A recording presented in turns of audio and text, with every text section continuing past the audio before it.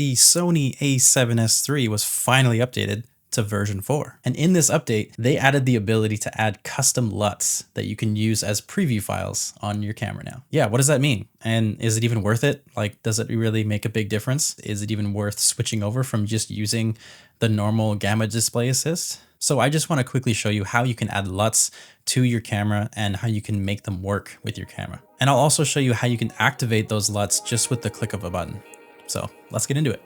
Okay, so before you start, you got to make sure you go to the Sony website and download the version 4 firmware. All you got to do is download it and then you install it onto your camera using an SD card. Also, if you're wondering, these are the cameras that are compatible with this. Not all Sony cameras you can install LUTs onto. And now that the a7S III has it, this is really exciting because I've been using the a7S III for like 3 years and it has been such an incredible camera. It's nice that they're putting more features like this into the camera, so it doesn't feel like you're missing out too much on these newer features. So once you have the firmware installed, you can go to the menu and go down to shooting mode, image quality, and then log shooting setting.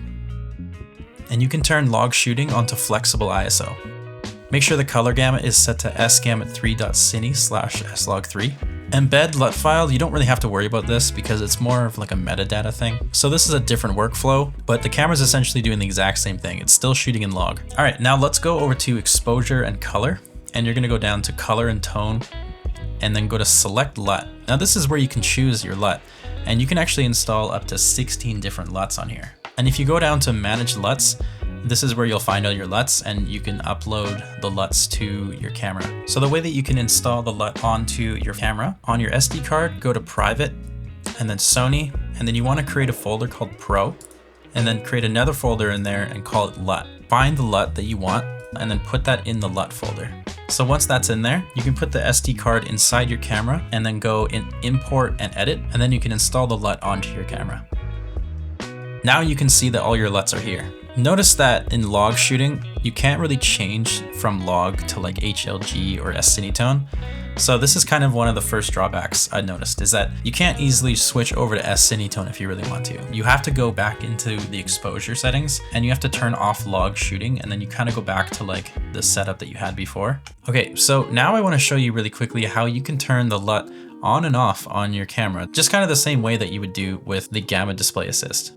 And the nice thing about this is that it doesn't bake in the LUT.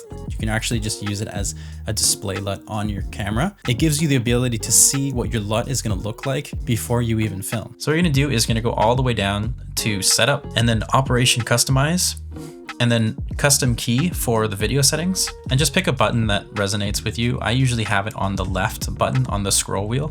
So right now mine is set to gamma display assist, and I'm just going to switch it over to display LUT switch.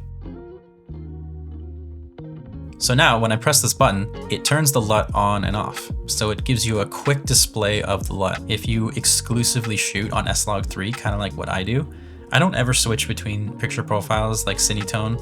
I mostly just stay on S-Log3, so this is actually really nice for me. I'm going to use this quite a bit, to be honest. Something that I actually realized is that when you use a monitor and you turn on the LUT on your camera, it actually displays it on the monitor as well, which is really cool. You might want to play around with the settings because I do notice that there's a little bit of like oversaturation and over contrast. So if you can go into your settings on your monitor and adjust that, you might be able to get it to look exactly like your camera. Also, this is completely graded using my Natty LUT.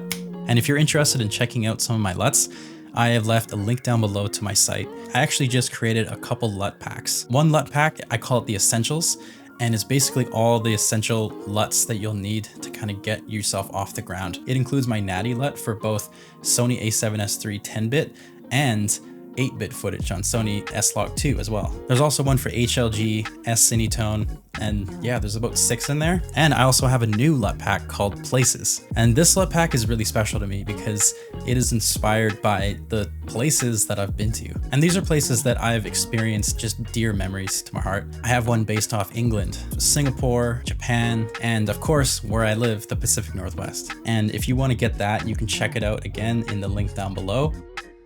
And yeah, that's pretty much it for me today. What's your favorite feature on the new update? I know there wasn't a whole lot of things, but what are you most excited about with this update? Okay, I'll see you later.